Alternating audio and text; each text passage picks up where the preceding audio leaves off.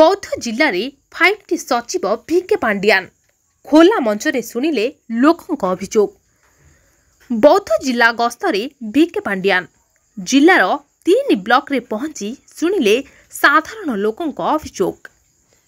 सचिवों सभास्थल पलटिला जनसमुद्र।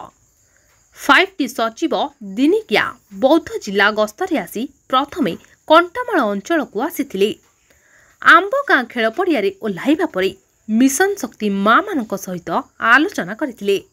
एहा सह अंचलवासी विभिन्न आपत्ति अभियोग लिखित आकार रे ग्रहण करथिले। मेगा पानीय प्रकल्प और पार्वतीगिरी उठा जलसेचन प्रकल्प कार्यर समीक्षा मध्य करथिले।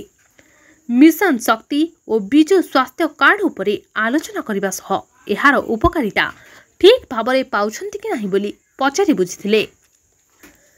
बौद्ध जिलार समस्त हाईस्कूल और कॉलेज मानक 5T स्कूल ले परिणत कराजिबो बोली मध्य कहिसंती। अंचलर विकास पाई माननीय मुख्यमंत्री नवीन पट्टनायक विकासमूलक पदक्षेप ग्रहण करने जाउछंती। ताहा 7 मध्य तथा आसंता 12 तारिख सुधा मंत्री ठारू खुशी खबर पाइबे बोली कहिथिबा बेले एहा परे आंबगाँ हाईस्कूल को जाई छात्र छात्री सह मिसिथिले।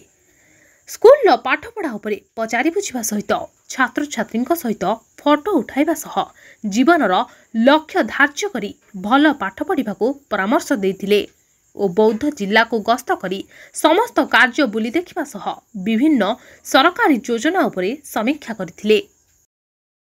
बौद्धरू प्रशांत कुमार प्रधान को रिपोर्ट संभव टीवी ओडिया।